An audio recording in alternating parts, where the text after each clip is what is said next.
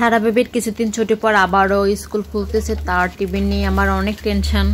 তার টিফিন কি বানাবো সব চিন্তা ভাবনা করে ভাবলাম যে কিছু কিছু ফ্রোজেন আইটেম করে রাখি তার জন্য, যাতে করে সকালে উঠে আমার কোনো টেনশন না হয় ওর টিফিনে কি দেবো এই চিন্তাগুলো আমাকে না করতে। এটা মনে হয় চিন্তা শুধু আমার না, সব মাদেরই এই চিন্তা হতো। আমি চিকেন ললিপপ তৈরি করে দেখাবো আপনাদের। চলুন কিভাবে তৈরি করি সেটা আপনাদের দেখ। প্রথমে একটা ব্লেন্ডার জারে আমি কিছু বুকের মাংস নিয়ে নিচ্ছি। তারপরে বাসায় থাকা মশলাগুলো সব দিয়ে দিচ্ছি। আমি কিন্তু সবকিছু বাটা মশলা ইউজ করছি, কারণ আমার বেবির জন্য তৈরি করতেছি, এই জন্য আমি সবসময় চেষ্টা করি বাসার মশলাগুলো ইউজ করতে। তারপরে আমি এতে লেবুর রস দিয়ে দিব। এবার দিয়ে দিব সয়া সস। ঢাকনাতে ঢেকে ব্লেন্ড করে নিয়ে আসতে হবে। এবার ব্লেন্ড করে নিয়ে এসে দেখেন আমার টেক্সচারটা কত সুন্দর হয়েছে। এটা কোনো ফ্রিজে রেস্টের জন্য রাখার প্রয়োজন নাই।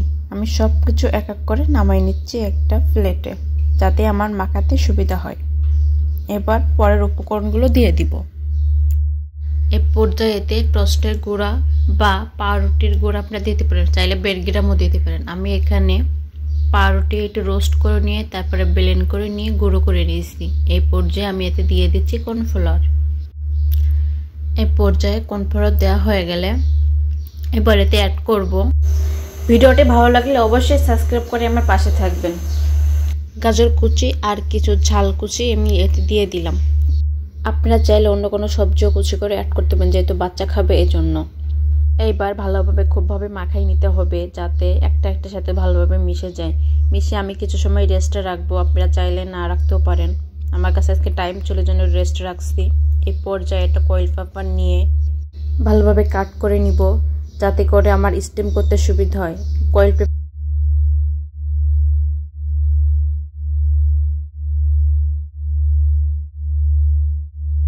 এ পর্যায়ে কয়েল পেপারের ভিতরে আমি যে চিকেনের এটা করে রাখছি সেটা দিয়ে দিব।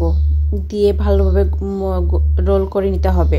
রোল করে নিয়ে ভালোভাবে গোল করতে হবে, যাতে আমার চিকেন ললিপপের শেপ আসে, এই জন্য ভালোভাবে গোল করে নিচ্ছিলাম।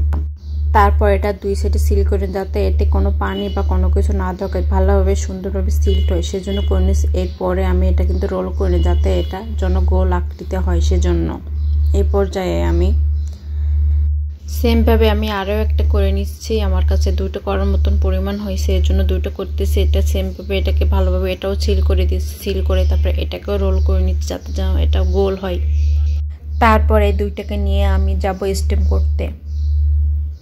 আপনাদের কাছে যদি কয়েল পেপার না থাকে তাহলে আর একটা ভালো খুব অপশন আছে, সেটা হচ্ছে আপনারা কোনো বোতল কেটে তার ভিতরে চিকেনগুলো ঢুকে তারপর স্টিম করতে পারেন। ওইটা আরও খুব সহজ প্রসেস, আমি একটু জটিল প্রসেসে করে ফেলছি। আমার কাছে কয়েল পেপার ছিল, এটাকে কাটা ঝামেলা ছিল না, এর জন্য এটাভাবে আমি স্টিম করছি। এটাকে 10 মিনিট হলে স্টিম করতে হবে। আমি স্টিম করার ফাঁকে ফাঁকে উঁচু করে দেখতেছিলাম যে সব ভালোভাবে স্টিম হচ্ছে কিনা, উল্টে পাল্টে দিচ্ছিলাম এই দুইটাকে দিয়ে। এটাকে এবার আমি আবার দুটোকে ঢেকে দিব, দিয়ে আবার কিছু সময় স্টিম করবো। এখনও আমার এই পর্যায়ে স্টিম হয় নাই, এর জন্য আমি আবার ঢেকে দিয়ে স্টিম করতেছি।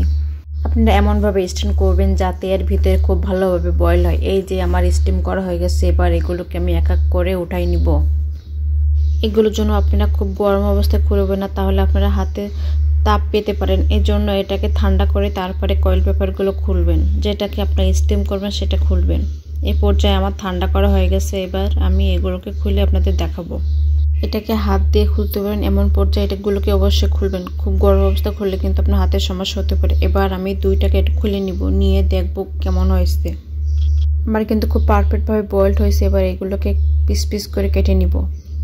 গোল গোল করে শেপ দিয়ে নিতে হবে, যাতে আপনাদের সুবিধা হয় সেমনভাবে আপনারা শেপ দিয়ে নেবেন। আমি একটু বড় সাইজ করে করতেছি, আমার এটা পছন্দ বলে আমি এই সাইজ করে নিচ্ছি। আপনারা অবশ্যই নাইফে একটু তেল লাগাই নেবেন, এটা বলতে আমি ভুলে গেছি। দেখছেন আমার রাউন্ড শেপটা কত সুন্দর হয়েছে। গাজর কুচি দেওয়ার জন্য দেখতে খুবই ভালো লাগতেছে। এই পর্যায়ে আমি কিছু ফ্রাই করে নিব আর কিছু ফ্রোজেন করে রাখবো মেয়ের স্কুলের টিফিনের জন্য।